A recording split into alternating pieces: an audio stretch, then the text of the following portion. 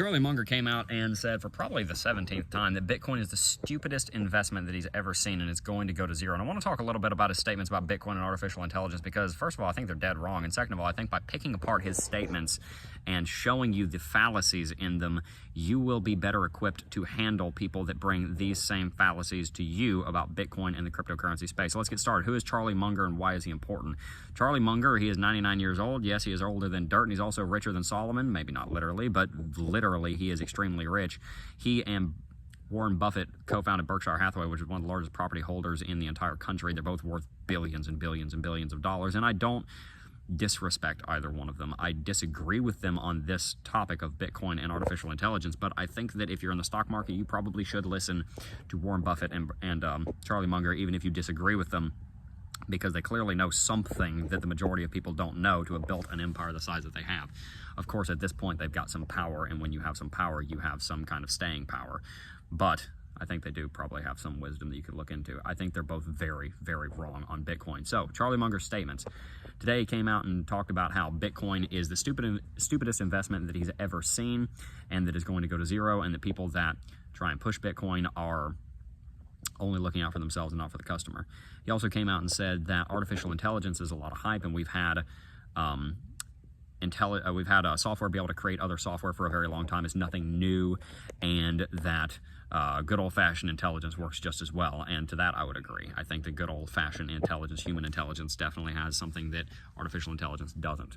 But I think there's two commonalities between those two statements, and I think that those commonalities are fallacies. And I think by understanding what they are, we'll be better equipped to pick apart those fallacies in a respectful way when people bring them to us, so that we can help to convince them that Bitcoin is something that they should be interested in. One of the first mistakes that I think Charlie Munger makes here is that he, first of all, does not realize, I think the man genuinely does not realize, that there is actually a lot going on with artificial intelligence and blockchain that you couldn't do 10 years ago. 15 years ago for Bitcoin, because Bitcoin hasn't actually changed that much other than just some efficiency upgrades with SegWit and whatnot. 15 years ago, Bitcoin did not exist. 15 years ago, artificial intelligence in its current capacity was nothing like it is now. Things have fundamentally changed. Now, nothing's new under the sun. There was intelligence before, there's intelligence now. There was currency then, there's currency now. But things have changed in the way that it works. Cryptocurrency was not a conversation 15 years ago. Artificial intelligence was not a conversation 15 years ago. Over the last 15 years, both of those branches of the economy, of the tech space, have grown in such massive leaps and bounds that they are now integral parts of the global economy. You look at the ABCDs of modern tech. You've got artificial intelligence, blockchain, computer chips, and data. Two of those are AI and blockchain.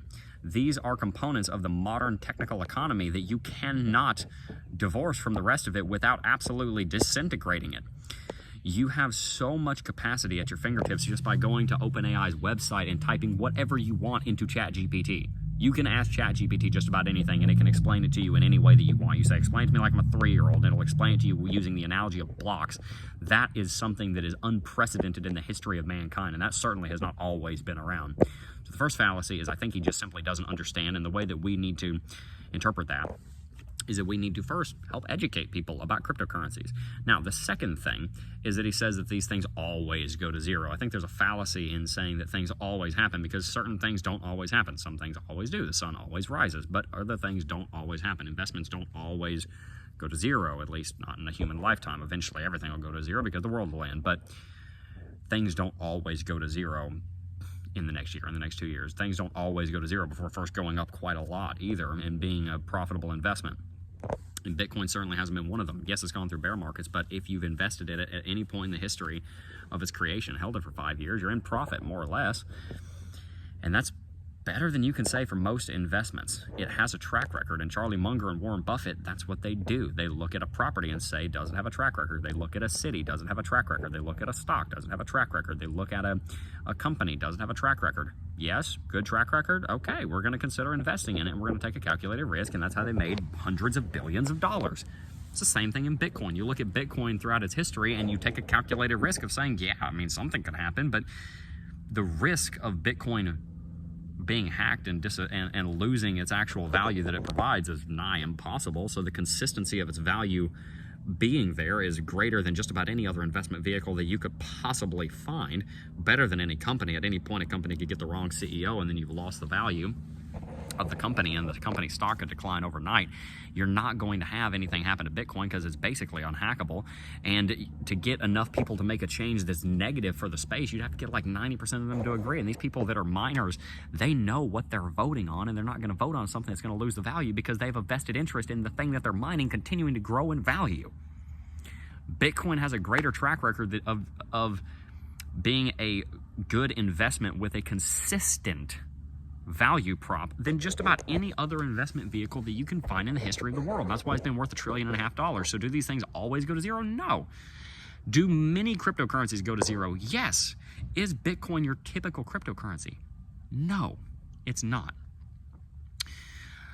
There are a lot of fallacies that Warren Buffett and Charlie Munger, I think, believe about Bitcoin and cryptocurrencies. I think it's easy to chalk it up to, oh, they're older than dirt, and they just don't know any better because they can't understand it because they're old. I don't really like that argument because I think that they're very wise, and I think that they, to a certain degree, know very well what they're doing, but I do think they're wrong. And so I would love to hear your opinion down below. Do you think that Warren Buffett and Charlie Munger are right in saying that Bitcoin is a stupid investment, or do you think that there are more fallacies in these statements that I have missed? I would love to hear your feedback, and I'd love to hear any tips that you guys have for sharing the good news of Bitcoin to others. We're going to be doing a lot of convincing of people coming up pretty soon. Peace.